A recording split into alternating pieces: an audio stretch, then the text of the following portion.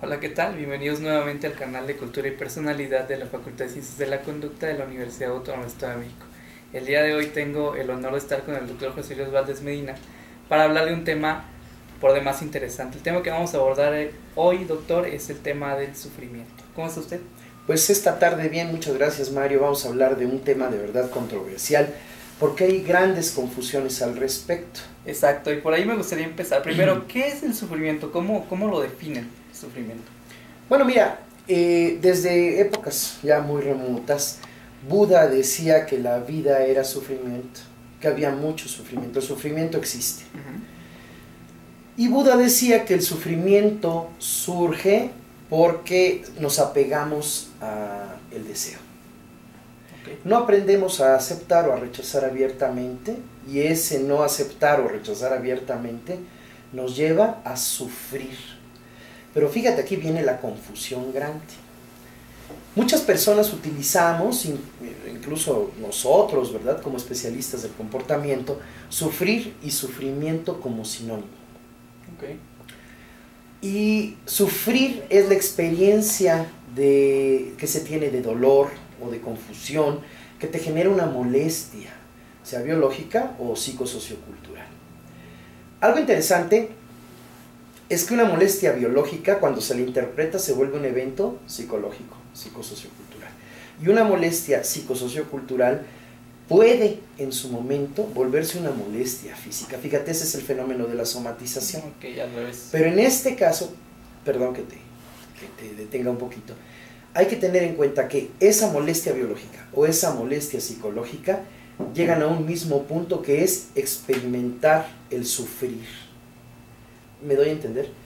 Un evento biológico que te puede llevar a sufrir, por ejemplo, es el dolor, una enfermedad, la cercanía con la muerte, ya físicamente hablando.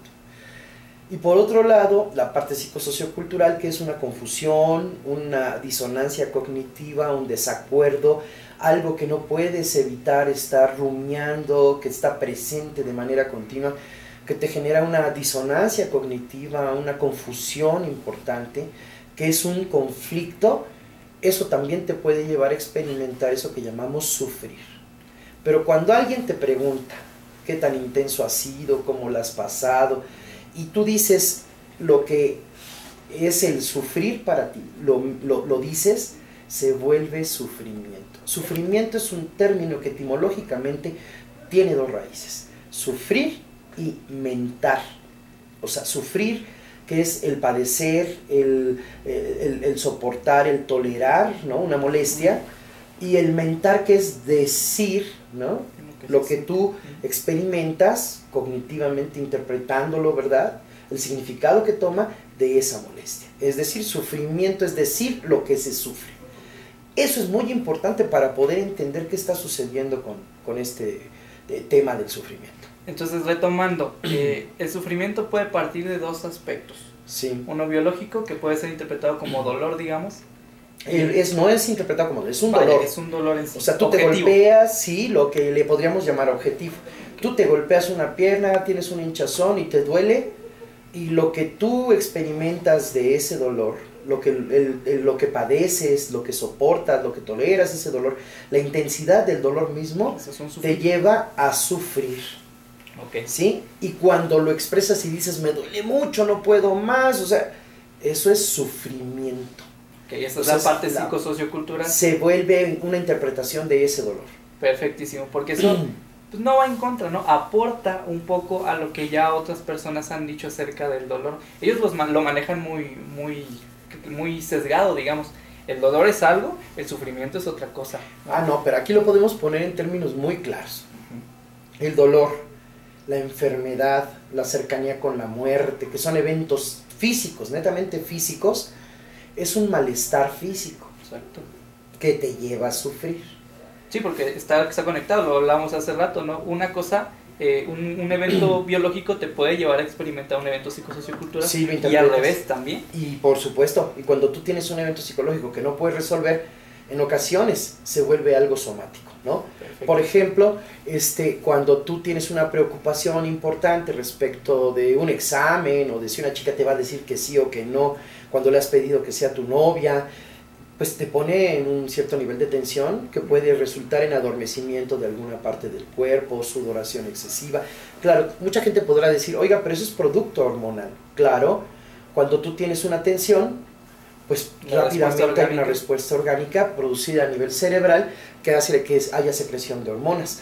Porque algo bien importante, fíjate, aquí me voy a permitir citar a la doctora Feggy Ostrowski, porque yo lo leí en un libro de ella. Ella indica que el cerebro no distingue entre lo de afuera y lo de adentro. Fíjate qué interesante.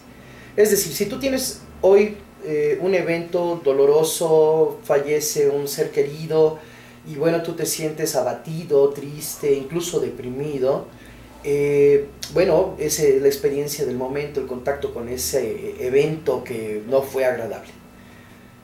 Pero si pasado el tiempo, tal vez unos 3, 4, 5 años o quizá meses, no sé, un tiempo, tú evocas ese recuerdo, la secreción hormonal que se produjo con el evento original vuelve a presentarse y tú vuelves a tener la misma experiencia de tristeza, de abatimiento, que puede ser con la misma intensidad, menor intensidad o incluso mayor intensidad que en el momento mismo del suceso.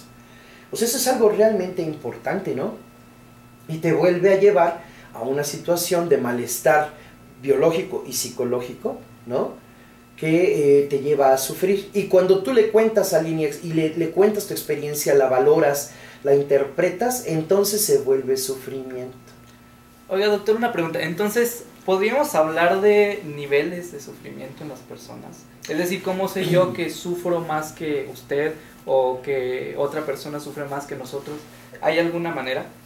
Bueno, mira, yo no conozco al momento estudios que midan el nivel de sufrimiento, pero yo considero que sí debe haber diferentes niveles de sufrimiento.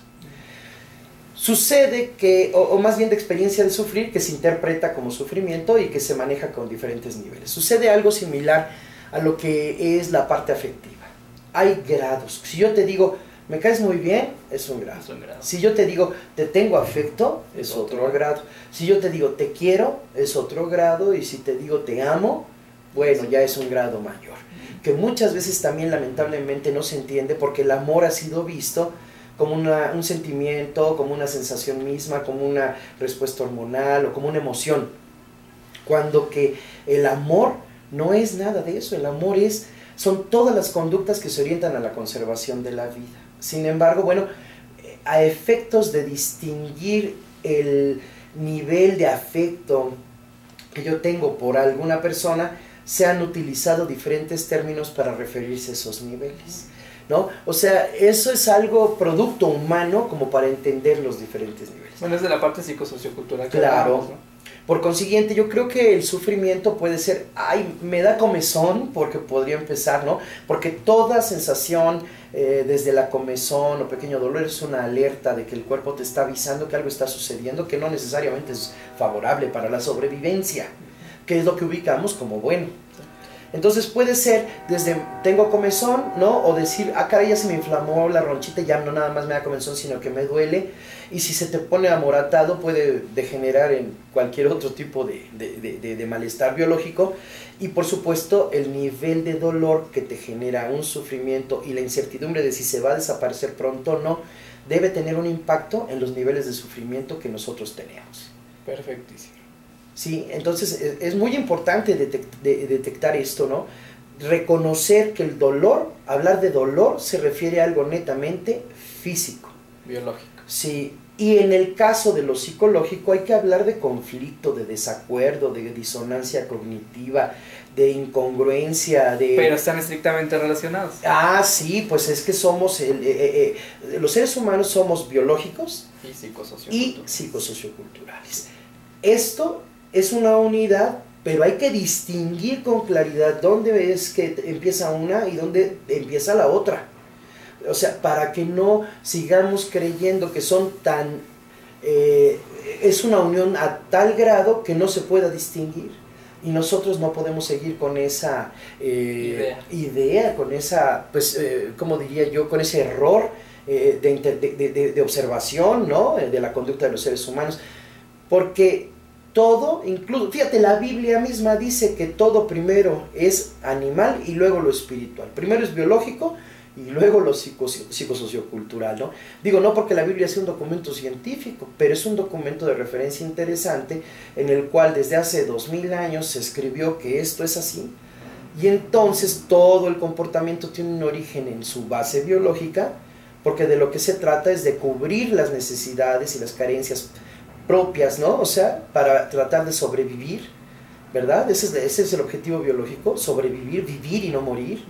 Y el psicosociocultural, que después de observar lo biológico, que decimos, ah, mira, ese le resultó más favorable que a este, y este es el más fuerte, este es mejor, hicimos el juicio de valor de lo mejor y lo peor, y aquel que sobrevivió lo ubicamos como lo mejor, y entonces nosotros el objetivo psicosociocultural, que es netamente humano, que desarrollamos es, pues yo quiero ser mejor y más que los otros. Sí. Y ese es el punto, ¿no? Esto dio pie a la creación de pues una cantidad enorme de términos, de la combinación de los mismos, el uso y el manejo del lenguaje y la interpretación de las cosas. Y en eso muchas veces nos hemos perdido. Entonces hay que distinguir muy claramente que el dolor físico o la cercanía con la enfermedad o con la muerte es un evento físico que te puede llevar a sufrir. Y el conflicto de no ser más ni mejor, esa incongruencia de no entender algo, de no tener palabras para explicarlo, también te puede llevar a experimentar un malestar psicosociocultural y por supuesto a sufrir. Ahora, algo importante. Uno de los primeros síntomas del sufrimiento, bueno, pues es la queja en términos de lo psicosociocultural, pero también en lo biológico es la tensión. Ese tener contracción muscular, ¿no? La secreción hormonal producida por precisamente esa situación de tensión, pues es algo que hay que tener muy en cuenta. Entonces ahí puedes empezar a ver que se está sufriendo. Y cuando alguien te dice estoy sufriendo por esto, ya sea biológico o psicosociocultural, entonces te está diciendo algo referente al sufrimiento, está expresando lo que sufre, que es decir, lo que le duele o lo que le conflictúa. Okay. Esa es la diferencia grande que hay. Y el origen del sufrimiento, pues ya lo dijimos, es biológico o bien psicosociocultural. Y bueno, apoyando un poquito a todas las personas que nos están escuchando y que quizás en este momento estén pasando por una situación de sufrimiento, ¿qué se puede hacer para minorar esto o bien para tratar de evitarlo? Evitarlo es casi imposible, obviamente, porque la vida está en movimiento y todo cambia, y entonces en cualquier momento tú puedes tener un malestar biológico o un malestar psicosociocultural que te lleven a sufrir y que cuando tú lo expreses pues ya es el sufrimiento. Evitarlo es prácticamente imposible. Pero lo que sí puedes hacer es tratar de ubicar el origen de ese sufrimiento, o sea, de lo que estás expresando, de ese sufrir, y aceptarlo o rechazarlo abiertamente, con gusto y sin queja. No apegarte a tratar de resolver lo que no puedes resolver, ¿verdad? Porque eso te mantiene en el estado de sufrimiento. Entonces lo que hay que hacer es, si tú no conseguiste eso, seguramente habrá algo que sustituya eso, que no conseguiste, y que te reporte un beneficio igual, mejor, ¿no? O sea, favorable respecto de tu propia vida, de tu ser más y mejor en términos psicosocioculturales, y definitivamente dejarlo, porque si te apegas, ¿no? Y deseas resolverlo, más sufrimiento te va a generar. Entonces, la opción es, si tú ya no conseguiste eso, pues puedes voltear a cualquier otro lado y encontrar otros satisfactores, claro, que te reporten una sobrevivencia favorable, que te mantengan en paz o equilibrio, que lo hagas con gusto y sin queja, ¿no? Y ya no aferrarte a lo que no pudiste conseguir, no nada más en el pasado, sino en el propio presente. Por otro lado, el sufrimiento también se muestra muy relacionado con el futuro. Pues el futuro viene, tú no lo conoces, y nosotros lo queremos modificar desde antes, y si ni siquiera lo conoces, pues tampoco puedes adelantarte.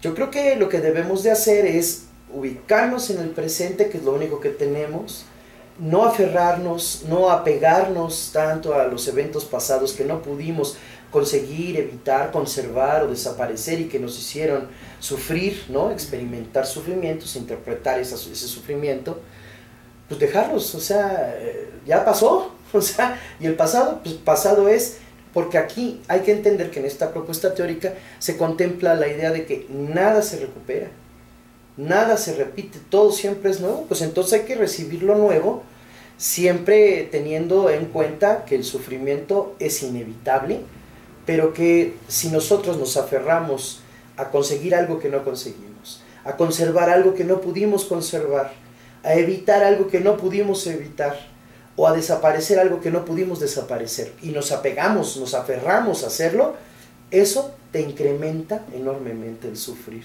Y por supuesto el sufrimiento, que es la experiencia de ese sufrir, la interpretación de ese sufrir. Eso es lo que podemos hacer. Pero sí, definitivamente, así como que decirte, bueno, pues se crea una barrera para que nunca te llegue algo con lo que choques y puedas sufrir, eso es imposible, sí, porque aún detrás de la barrera siempre hay amenazas que te pueden llevar a sufrir. Pues perfecto, doctor, no sabe el gusto que me da tenerlo nuevamente por acá. Muchas gracias.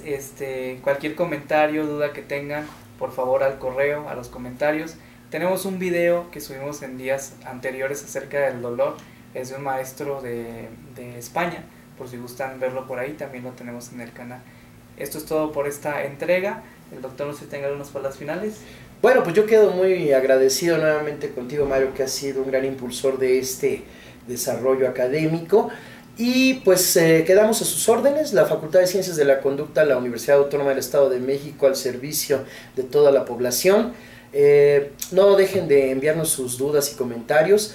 Mi correo es corridito con letra y minúsculas 8cedros@live o live, como lo conozcan ustedes, .com.mx. Muchísimas gracias y nos encontramos en la próxima. Adiós.